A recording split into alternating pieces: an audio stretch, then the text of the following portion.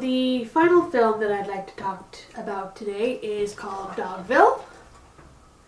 I just watched this for the first time over Christmas. It was released in 2003, and it actually has a pretty big cast list. We got Nicole Kidman, Paul Bettany, Patricia Clarkson, Blair Brown, James Caan, Philip Baker Hall, Stellan Skarsgård, and we've got John Hurt is actually the narrator. We never actually see him, we only hear his voice. It's almost like you're being read like a story. It's kind of interesting. It actually, this whole film, it takes place on an actual film stage, or sorry, sound stage. There's no set. There's no nothing. All it is just like a big black room with what looks like chalk lines of of the road and people's houses and the different buildings. No walls, no roofs, no nothing. It's just the actors. There's a few pieces of furniture here and there just to kind of, I guess, give you the idea, other than just the lines on the floor of like, this is the bedroom or this is their kitchen or what have you. There'd be a bed or a dresser. And it actually took me a few minutes to get used to it because it was really kind of bizarre. At first I thought that I was looking at behind the scenes footage. Like I pressed play and all of a sudden I was like, maybe I pressed the wrong button or I was looking at the special effects or what have you, but then I realized that we were diving right into the film. And like I said, it took me a few minutes to kind of get used to it, but I mean, once you get into the story and you start getting invested in the characters, you don't even notice that it's just a sound stage. Very, very interesting. I ended up liking it after. At first I wasn't too keen on it. The story of Dogville takes place in a very small American town. I'm not entirely sure where. It's filmed in nine chapters. So it's almost like you're reading a book. There's 9 different chapters. The main character, I think his name is Tom Edison, funny enough. Not the Tom Edison. That's just coincidentally Tom Edison. Exactly. Yeah, and he is an aspiring writer. So it basically starts off with this woman shows up that nobody knows, and the woman is Nicole Kidman. She's obviously running from something or someone. We're not entirely sure. And the townspeople, they're all very nice. They're all very good. Kind of, I'd even go as far as to say like kind of maybe naive, a little too quick to accept right off the hop. You know, like they're all very very friendly and very helpful. She's in distress, and the townspeople, Tom comes in contact with her first, basically says, okay, here, well, I'll help you hide from whatever it is that you're hiding from right now. Explain yourself later. So he hides her, and what looks like to be a mobster car drives up, and they're asking around, like, have you seen this woman? Have you seen this woman? And everybody is like, oh, we haven't seen this woman. Nobody's come through here, and apparently where their little town is situated, it's kind of like the end of the line. Like there's nowhere else to go. It's like basically a giant mountain. Like so she would have to be there. Exactly. So if she was there, she would have been there, and all these townspeople are like, we haven't seen this woman. So the mobsters are like, oh, okay, well, all right. If you hear anything, here's my card. And so then that's what we're left with the first scene. You're kind of like, it's kind of interesting. I wonder what's going on here. Because there is nowhere else to go, the woman, Nicole Kidman's character, I think her name is Grace, she insists on kind of like, okay, well, thank you for hiding me, but I'm gonna keep going. And they're like, there's nowhere else for you to go. Like, if you go, like, you're gonna die. There's nothing. It's just the unrelenting wild. We'll keep you around for a couple weeks to maybe keep you busy, give you a few jobs here and there, you know, make yourself a part of the community, and everyone will be like, well, we'll have a vote in 2 weeks in whether or not we want you to stay or not. So I guess they never really ask her why people were looking for her. They were just like, all right, well, you stay here and help us out for a bit, and we'll help you out a bit. You know, we'll keep you safe. So the 2 weeks go by, and she doesn't really have any real skills. So I don't really, like, you don't really know why she wouldn't have any kind of skills, like nothing. She, you know, people would have her come into her their house and like sweep the floors or fold laundry, just like little idle jobs that nobody really needs to have somebody come in and do, like really and truly. But maybe there are things people don't necessarily want to do themselves. Exactly. You know, I mean, like you know, just the little things that you'd like to have done, but maybe you just don't quite have time to do it. But it's not a big deal if it doesn't get done. She was doing all these little odd jobs, and through the course of the 2 weeks, she makes friends with everyone. She comes off as a very nice person, you know, everybody really likes her, and she likes just about everybody, and everyone is really working together. And when it comes time to do the vote, you know, 2 weeks down the line, they all decide, yeah, all right, yeah, we really like her, we'd like her to stick around a bit. So very soon after, the mobsters show up again, and this time they have a wanted poster with her face on it, and of course she's hiding at this point. And they're like, yeah, she's a wanted criminal. She was involved in a bank robbery. And they're all like, oh, well, okay. We haven't seen her, but, you know, like we said before, if we hear anything or we see anything, we'll definitely let you know. He's like, all right, well, here's my card again. Please call if you find out anything. The townspeople, like, you know, they're a little wary about this whole situation. But when they do the math, they realized that the bank robbery that she was supposedly involved in, she was actually there in the community helping them. So they know that she wasn't a part of the bank robbery. But at this point, they're still kind of worried that they're harboring a wanted woman, you know, from the mobster. Like, that's not a good situation to be in. So at this point, they're kind of like, all right, well, I'll tell you what, we're a little nervous that you're here now. So we want you to double the amount of hours that you're working for the same pay, and we want you to do twice as much work in the same amount of time with less pay. So, like, otherwise we'll call these guys. So they start kind of, you know, taking advantage of her because they don't really know what the situation is, but they're kind of nervous about it. And so she very reluctantly accepts the job because otherwise, you know, where's she gonna go? Exactly. She has nowhere else to go. She has nothing else to do. So Tom Edison, he begins to fall in love with her. Like, she's beautiful, she's wonderful, she's lovely. And he has kind of a, you know, it's not like it's more of like a puppy dog love. Like, he's almost like a small child about it. Like, he's very bashful about it, and he's very shy. But, you can tell that she knows. But she doesn't necessarily take advantage of it either. She just kind of accepts it as it is. She thinks it's sweet. She starts making mistakes. You know, she can't keep up with all the work.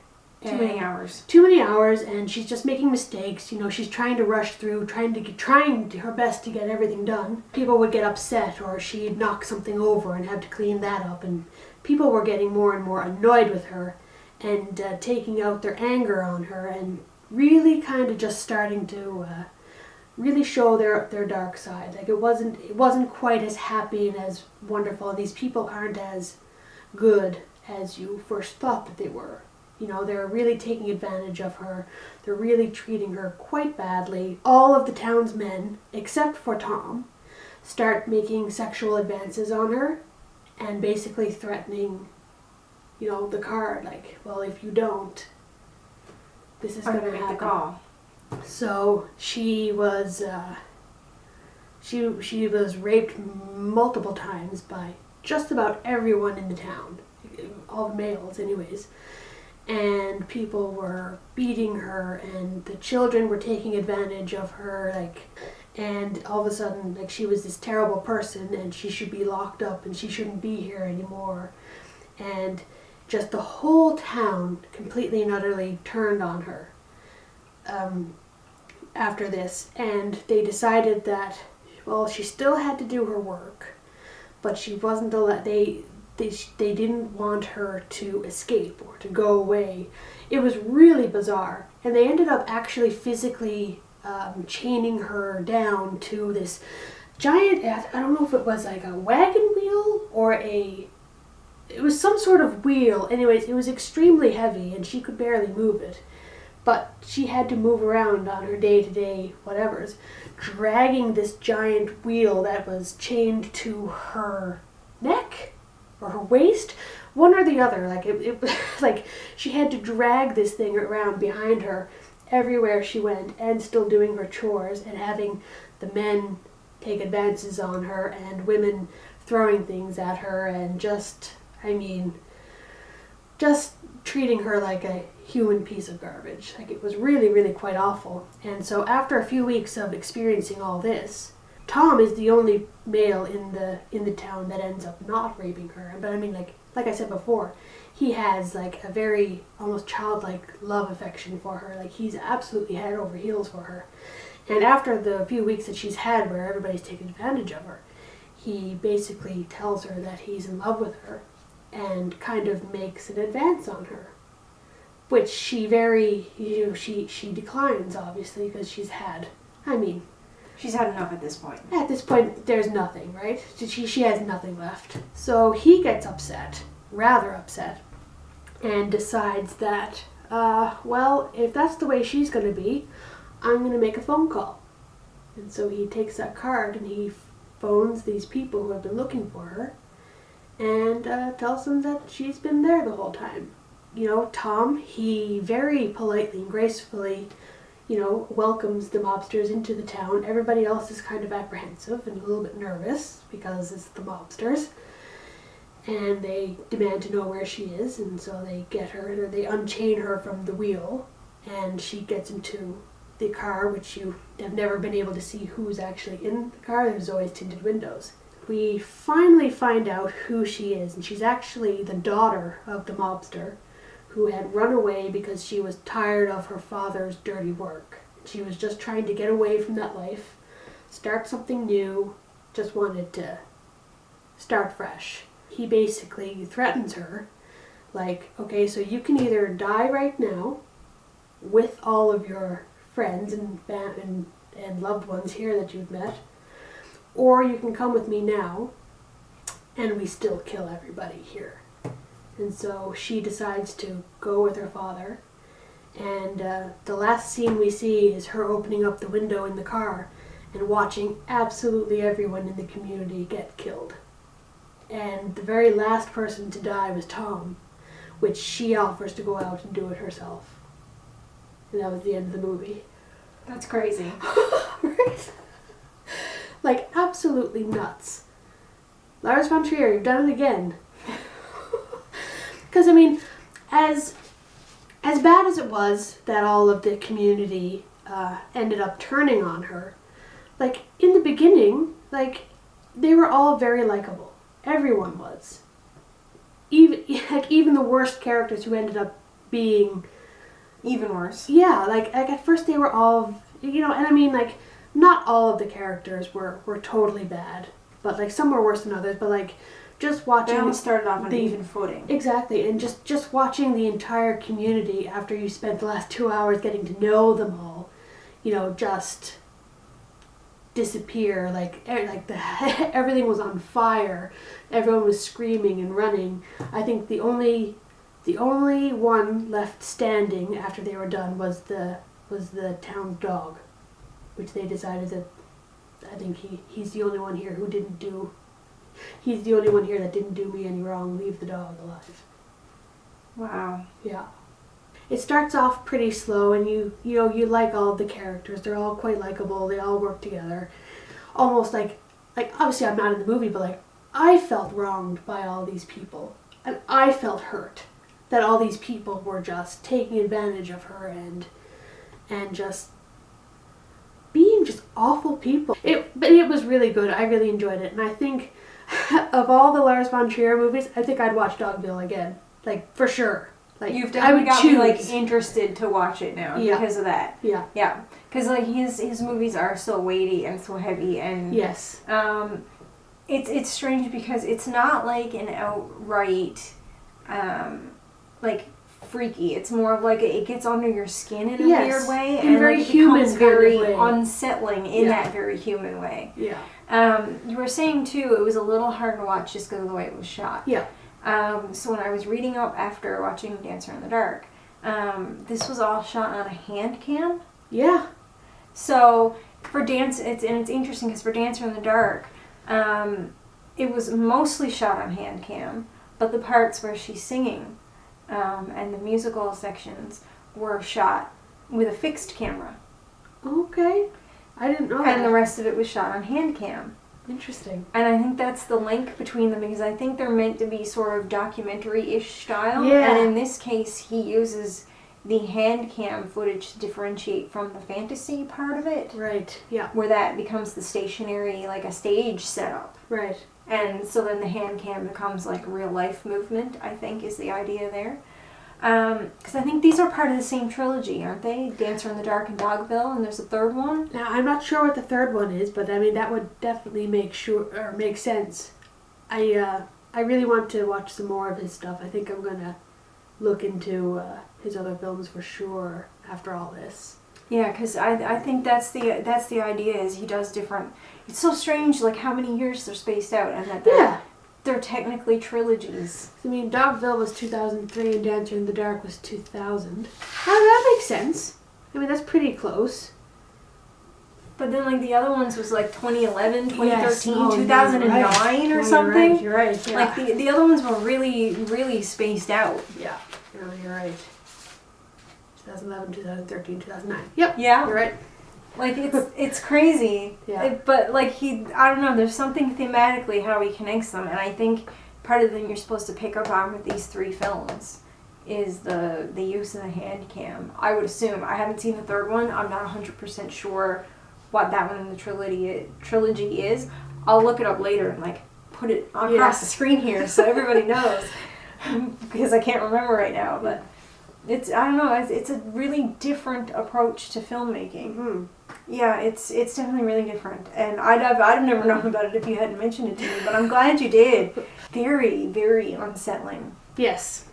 Yeah, and definitely some of it is definitely worth the experience to watch at least once, I would say. At least once. I mean, I wouldn't say go out and watch it 100 times or anything. I mean, unless you really want to put yourself through that kind of torment. But I mean, you know, to each his own. Those are my 5 Lars von Trier films that I wanted to talk about. That's really cool. Thanks for coming by and doing this with me. This no was problem. Fun. We had a chat. We sort of explored a bit of a filmmaker. And yeah. A lot of really varied themes with a lot of very different and full-treated main characters. Yep. And this was really good. Yeah, thanks for having me. Alright, thanks everybody for watching, and be sure to let us know in the comments what you think of some of these films, if you've seen them, or if you want to recommend other films based on this that you think we should watch. Yes. That might be exciting. I love suggestions. Really, I do. I have a huge list.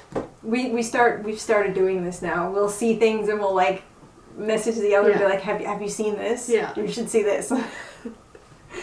Just whatever random things we come across. Oh yeah. Yeah. Like French Beauty and the Beast. Yeah. Man, that's weird. Or strange anime. Yeah, that we're like afraid to say the name of. Yeah. Because it's not something you recommend to anybody. No.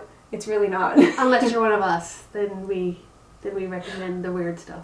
Yeah. Alright, now I'm thinking about Captain Hammer. Dr. Horrible's. Oh, have you seen that? The sing-along? We do the weird stuff. Yeah. And none of that. I'm probably cutting all that out. It's okay. Thanks so much, everybody. Have a great day. Bye. Bye.